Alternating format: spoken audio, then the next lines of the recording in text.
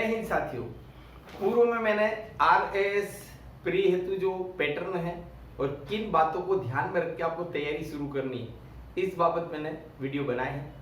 आज मैं आपको बता रहा हूं कि आप शॉर्टली इतने कम समय में किन बातों पर ध्यान देवें, किस सिलेबस के किस हिस्से पर फोकस करें और आपका हर हाल में प्री में सिलेक्शन पक्का हो जाए। मैं अपने अगले वीडियो में सिलेबस के अलग अलग हिस्सों से कितने क्वेश्चन आएंगे और किस तरह से क्या ब्लूप्रिंट होता है, पेपर बनाते समय पेपर सेटर के दिमाग में क्या चल रहा होता है, उस चीज को क्लियर करने की कोशिश करूंगा।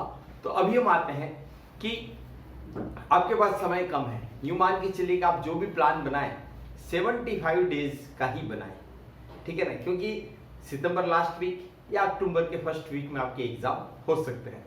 अब हम बात करेंगे सबसे पहले स्टार्टिंग। अब आप क्या करें, क्योंकि अभी क्या हर तरफ से आपके पास नॉलेज की, उपदेशों की बौछार आ रही होगी, ये कर लो वो कर लो। और चूंकि राजस्थान लेवल की सबसे बड़ी एग्जाम है तो हर स्टूडेंट का स्टेट लेवल पर सबसे बड़ा सपना यही होता है कि हम आरएस बने, एसडीओ बने, एसडीएम, हमारी एक जलवा हो, रुतबा हो। लेकिन आपको हर हाल में एग्जाम क्लियर करना है। तो सबसे पहली बात मैं आपको कहूंगा, फिलहाल समय कम है, प्री पर ही फोकस करें। प्री की जब तैयारी करें तो साथ में जो मेन का कॉमन पोर्शन है उसको तैयार कर लें।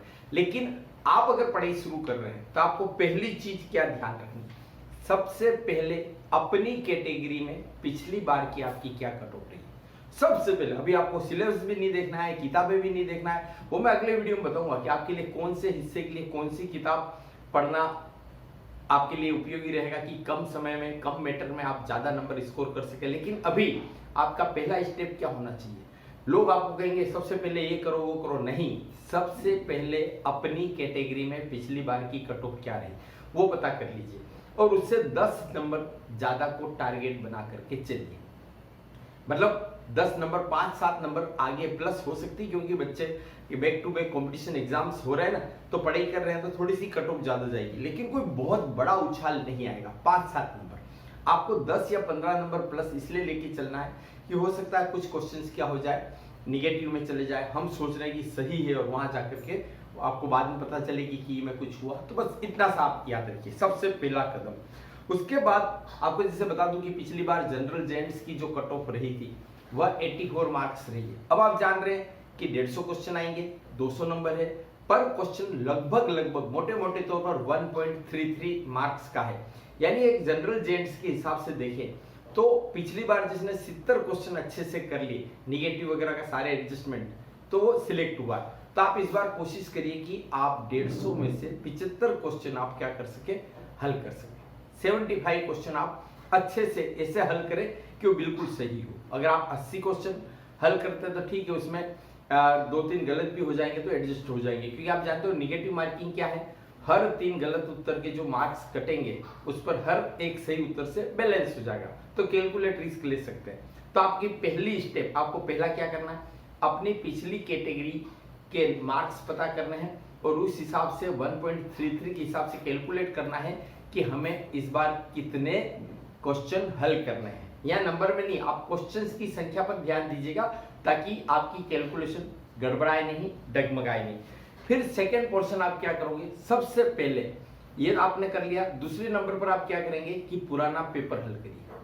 आप हल नहीं कर सकते कोई बात नहीं, मार्केट में सॉल्व पेपर मिलते हैं, तो पिछले साल का आप पेपर ले लीजिए, लेकिन हल बाद में करिए, पहले अनसोल्ड। उससे क्या होगा, एक हम सिलेबस को मैं देखने के लिए मना कर रहा हूँ, सिलेबस हम बाद में देखेंगे, पहले पेपर हल करते हैं। तो पेपर हल करने से क्या होगा, आप पर काफी एक प्रेशर इंपोज होता है ना कि अरे कुछ क्वेश्चन तो ऐसे होते हैं कि हमको बोलते ही नहीं जमते हैं, उनको पढ़ने पर खबर ही नहीं पड़ता है कि इसमें पूछ क्या रहा है, बड़े बड़े लेंदी क्वेश्चंस होते हैं। तो आप उस सिलेबस के आप पेपर को अगर आप पढ़ लोगे तो आपको पता लग जाएगा कि यार इसमें से मैं अपनी कैटेगरी के हिसाब से इतने क्वेश्चन तो हल कर सकता था, या थोड़ी सी मेहनत करूं तो इतने क्वेश्चन तो मैं सही कर सकता हूं। तो आपका क्या हो जाएगा, कॉन्फिडेंस बढ़ जाएगा। बाकी तो क्या, पेपर देख के लोगों की यूं दिमाग, कॉन्फिडेंस कैंडिडेट का डाउन हो जाता है कि इतना टफ पेपर, अरे कितना भी टफ हो, आपको तो आपके कट ऑफ से 4-5 क्वेश्चन ज्यादा हल करने का ही टारगेट रखना है। फिर आइए आप सिलेबस पर। अब यहां पर मैं आप कह सकते हैं सर आप तो उल्टा रास्ता बता रहे हो, पहले क्वेश्चन पेपर हल करवा रहे हो और फिर कह रहे हो सिलेबस में। हाँ, ताकि मैं ये समझाना चाह रहा हूं कि कई बार कुछ क्वेश्चन ओवरलैप हो रहे हैं। ओवरलैप होने का क्या मतलब है कि जैसे ग्लोबल वार्मिंग है, एसिड रेन है, ठीक है ना, ये जो क्लाइमेट चेंज है, इस तरह के क्वेश्चन आप देखते हैं तो ये जीके में भी आते हैं, करंट, और यही चीजें जियोग्राफी में भी आती है और यही चीजें साइंस में भी आती है। तो कई चीजें ओवरलैप होती है, तो आपको पहले आप पेपर हल करेंगे तो आपको लग जाएगा कि पेपर हल करना, और उसके बाद फिर सिलेबस देखेंगे तो आपको पता लग जाएगा कि कुछ क्वेश्चन ऐसे होते हैं जो किसी भी एरिया से पूछे जा सकते हैं। तो आपके दिमाग में एक प्रेशर थोड़ा सा कम हो जाएगा कि अगर हम इस चीज को हल कर लेते तो मेरे यहाँ नहीं तो वहां, वहां नहीं तो वहां, कहीं ना कहीं काम आएगी।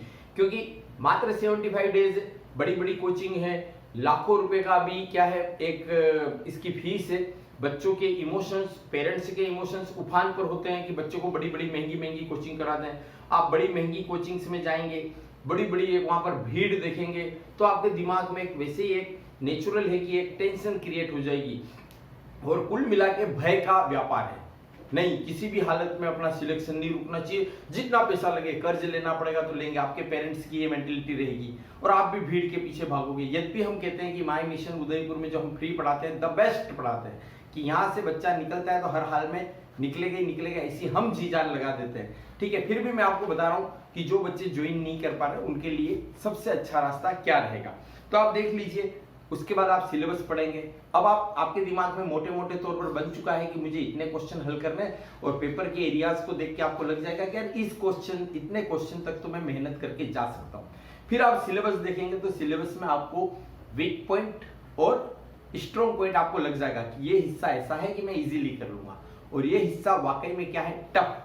तो आप उसको क्या कर लो, 3 कैटेगरी में बांट लो, इजी, मीडियम और टफ। और जब भी आप सिलेबस लेवे, हार्ड कॉपी लेवे, हर जगह देखो सॉफ्ट कॉपी काम नहीं आती, तो पेपर पेन लेकर के बैठिए, क्या ये हिस्सा मेरे लिए कैसा रहेगा, वो हिस्सा कैसा रहेगा, और क्या, और आप अपने स्तर पर, एक मैं आपको बताऊंगा इसी अगले वीडियो में किस हिस्से से कितने क्वेश्चन आएंगे, तो उस हिसाब से आप देख लीजिए कि आपके क्वेश्चंस कहाँ सेट हो रहे हैं। ताकि अब इसका मतलब ये थोड़ी ना है कि आप सिलेक्टिव स्टडी करो, पढ़ना आपको सब है, लेकिन उस हिस्से पर ज्यादा ध्यान देना है जो आपके लिए फेवरेबल है। अब कोई स्टूडेंट ब्लाइंडली चाहे सर इतनी सारी माथाकूट करे और कैलकुलेशन फेल हो जाए, बिल्कुल शॉर्टकट बता दो। वैसे आपको बता रहा हूँ कि सफलता के लिए कोई शॉर्टकट नहीं होता, कठोर परिश्रम ही एकमात्र रास्ता है। लेकिन जहां हम सिलेक्टिव होते हैं, कैलकुलेट होते हैं, एक मैनेजमेंट लेकर के बैठते हैं, एक स्ट्रेटजी बना करके पढ़ाई करते हैं, तो उस हिसाब से मैं आपको सबसे अच्छा रास्ता बता रहा हूँ। सबसे ज्यादा फोकस कीजिए राजस्थान करंट पे।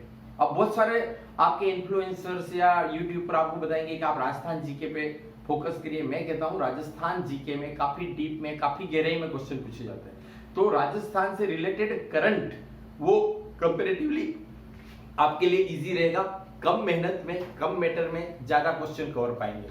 उसके बाद सेकंड आपका होना चाहिए, सेकंड ऑप्शन अदर करंट्स, मतलब स्पोर्ट्स में, नेशनल लेवल, इंटरनेशनल लेवल। क्योंकि करंट में आपको बता दूं कि कभी भी आरपीएससी हो या कोई भी एग्जाम कंडक्टिंग बॉडी हो, कभी भी चवन्निया या टुच्चे क्वेश्चन नहीं पूछते हैं, एक लेवल के क्वेश्चन पूछते हैं। तो राजस्थान करंट को अच्छे से तैयार करने के बाद आप बाकी करंट का हिस्सा अच्छे से तैयार कर लीजिए। सिलेक्टेड है, पता है मोटे मोटे तौर पर कौन से क्वेश्चंस आने लायक रहेंगे, उसमें कितना घुमा लेंगे, ऐसा कोई हर क्वेश्चन घुमा के नहीं पूछा जाता है, तो आप कम से कम सिलेक्शन के लेवल पर आ जाएंगे। अब मैं आपको बता दूं कि माय मिशन में हमने टेलीग्राम पर करंट के लिए बहुत अच्छा कंटेंट तैयार किया, आप चाहे तो ज्वाइन कर सकते हैं। उसमें हमने पूरी जी जान, पूरा एक्सपीरियंस झोंक दिया है कि आपके लगभग करंट के सारे क्वेश्चन उनमें से आ जावे, ऐसा हमने अपनी ओर से ट्राई की है, ऐसा कंटेंट हमने तैयार किया। आप चाहे तो उससे भी जुड़ सकते हैं। अब करंट के बाद आप क्या देखें, तो उसके बाद आप राजस्थान देख लीजिए। अब राजस्थान जीके में क्या होता है, इतना इजी नहीं है कि आप सोचे कि राजस्थान जीके हलवा है, खा लेंगे। राजस्थान की हिस्ट्री आप देख लीजिए, ज्योग्राफी, अभी तो पूरी ज्योग्राफी में गदर मची हुई है, ठीक है, गदर एक प्रेम कथा तो अब आएगी, पर यहाँ गदर यहाँ पर मछ रही की यही पता नहीं चल रहा है कि कौन सा हिस्सा किस जिले में है, क्या स्थितियां बन रही है। अभी तक गजट नोटिफिकेशन भी अब जारी होगा उसका, तो देख लीजिए, एक बार गजट नोटिफिकेशन जारी हो जाए फिर आप सारी चीजें देख लीजिए। लेकिन राजस्थान का हमको थोड़ा सा कंफर्ट इसलिए रहता है कि हम राजस्थान के ही हैं, तो छोटी मोटी चीजें कहीं ना कहीं अखबारों में पढ़ने में आ जाती, आपसी चर्चा में आ जाती, घूमने फिरने में आ जाती, हमारे रिलेटिव्स के तरीके से। लेकिन ब्लाइंड होकर आप टॉप प्रायोरिटी राजस्थान मत रखिए, टॉप प्रायोरिटी रखिए राजस्थान करंट, सेकेंड प्रायोरिटी रखिए अदर करंट, और थर्ड प्रायोरिटी रखिए आप राजस्थान का जो स्टेबल स्थायी जीके होता है उनको आप रखिए। उसके बाद फिर चीजें आती है कि करंट कहां से तैयार करें। तो मैं आपको बता चुका हूं कि हमारा कंटेंट द बेस्ट है, न्यूज़पेपर से और करंट की सारी किताबों से तैयार करते हैं। फिर भी अगर आप करंट को अपने स्तर पे तैयार करना चाहें तो आप दैनिक भास्कर, राजस्थान पत्रिका आप देख सकते हैं। आर्थिक समीक्षा है, बजट है, इनको बहुत अच्छे से तैयार कर लीजिए। तो मैं आगे जो बता रहा था कि अगला कदम आपका क्या होना चाहिए। तीसरे नंबर पर आपने राजस्थान तैयार कर लिया, चौथे नंबर पर आप क्या तैयार करेंगे। तो चौथे नंबर पर आप बजट और आर्थिक समीक्षा तैयार करिए। कई बार हो सकता है कि 12 से लेकर 12-13 क्वेश्चन सिर्फ और सिर्फ बजट और इकोनॉमिक सर्वे से ही आ जाए, तो आपके लिए बहुत बढ़िया रहेगा कि इतने छोटे पार्ट से इतने सारे क्वेश्चन कवर हो रहे हैं। तो डेफिनेट इतने सारे क्वेश्चन अगर आपको इजीली इन 3-4 पोर्शन से मिल रहे हैं तो बताइए फिर आपका प्री में सिलेक्शन कौन रोक सकता है। यहां पर मैं आपको एक चीज और बताऊंगा कि आखिरी में जब आप पेपर हल करें प्रश्न पत्र, तो अभी से वो प्रैक्टिस रखिए। मैं आपको बता रहा हूं अच्छे कैंडिडेट भी लास्ट में 4 ऑप्शन में से 2 तक को तो पार पड़ जाता है, आखिरी में फंसते हैं कि इन 2 में से कौन सा होगा। और अधिकतर स्टूडेंट के ऐसे 1 नहीं, 2 नहीं, 8, 10, 12, 15 क्वेश्चन ऐसे आ जाते हैं जिसमें वो आखिरी 2 क्वेश्चन में इधर चला मैं उधर चला, जाने कहां मैं किधर चला, ऐसी स्थिति बन जाती है। तो वो प्रैक्टिस आप अभी से करके रख लीजिए।